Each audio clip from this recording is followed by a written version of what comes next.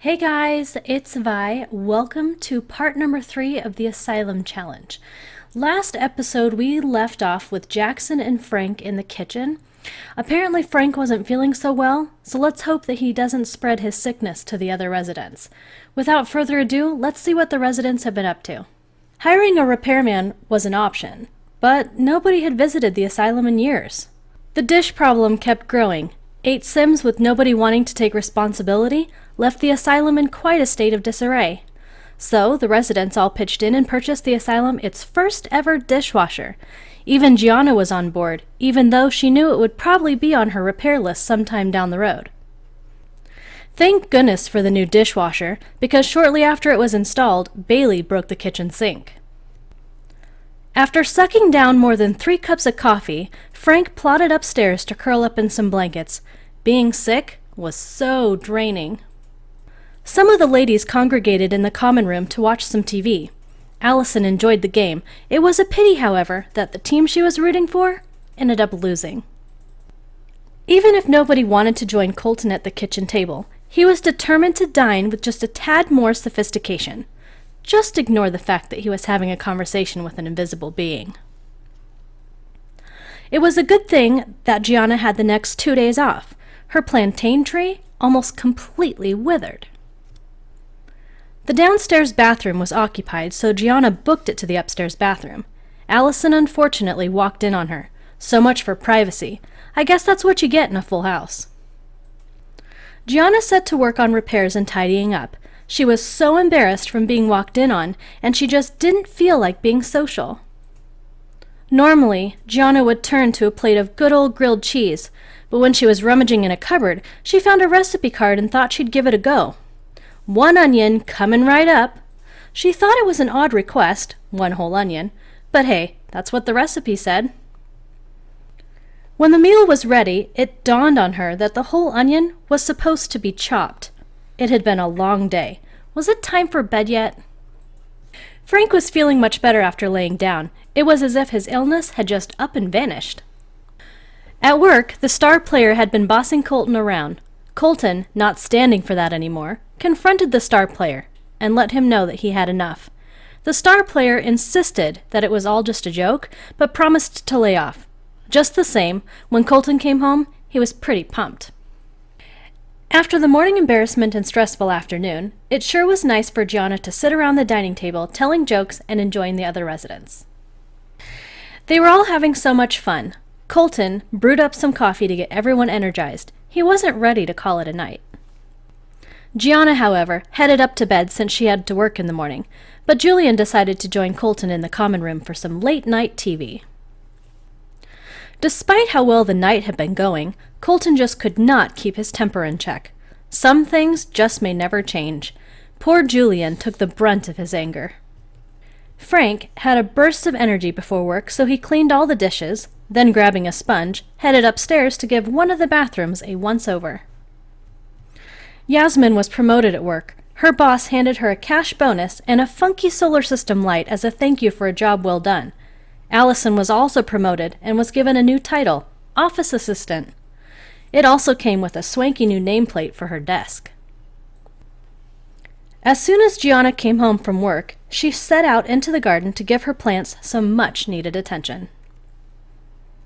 That evening, it seemed as though everyone was in high spirits. Gianna hoped that the good moods would stick around for a while. The residents spent a few hours watching TV and talking in the common room together. By the time the residents started plodding upstairs, it was well after midnight. Gianna tried to take a bath before bed, but was so tired she kept falling asleep in the tepid water.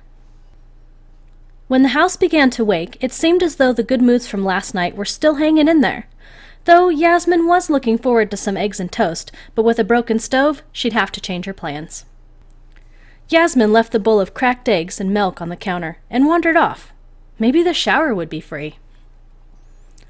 After her shower, Yasmin headed back down to the kitchen to rummage up something to eat. Thankfully, there was a bowl of salsa in the fridge and some chips in the cupboard. She tried offering Julian a bite, but he was unresponsive and just stared at the counter. Aliens. They never really make much sense, thought Yasmin. When Gianna woke up, she hopped straight into the tub. It wasn't that she needed to bathe per se, it was more that she wanted to play in the bubbly water. After splashing around for about 30 minutes, it was time to get out and head to work. Gianna left in high spirits. With a day that started out this good, what could go wrong? Julian and Frank made plans in the kitchen. Poor Bailey would have loved to be in on the discussion, but she was due at work in a matter of minutes. Time to take the last few bites of the BLT. With a sigh, she thought, only 3 more days until I get some time off. Without a stove, the food options were pretty slim. What Colton wouldn't have given for a steak and taters. Alas, a garden salad was the best that he could scrounge. Colton set to cleaning up the asylum, but he soon remembered why he wasn't a fan of any physical exertion. It made him tense. But really, what else was there to do to keep him busy? As soon as Gianna walked up the drive, she saw the red flag on the mailbox. The mail had been delivered, of course. Bills were due. She mailed out more than 8,000 simoleons. Man, the asylum was expensive to upkeep. Poor Jackson, he barely made it through the asylum doors before he passed out. The life of a medical intern was rough stuff. Gianna didn't want to spend all her free time repairing the various broken items, so she called the repair service. Darian had things up and working again in no time.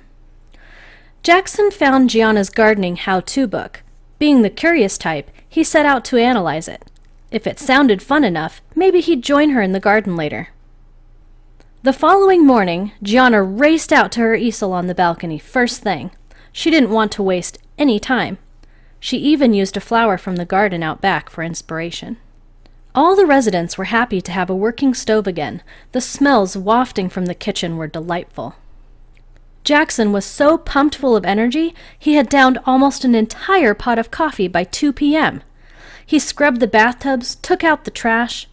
Aside from the constant urge to be moving, he couldn't say being this caffeinated was a bad thing. He does know there will probably be a caffeine crash, right? When Gianna got home from work, she was pretty tense from working so hard, but she was rather pleased that a few of her plants were ready to evolve.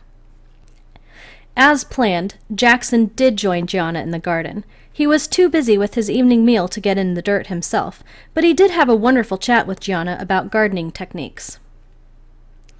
Bailey came home in such a good mood, the music from the stereo in the dining room, which was usually nothing more than background noise, made her feel like dancing.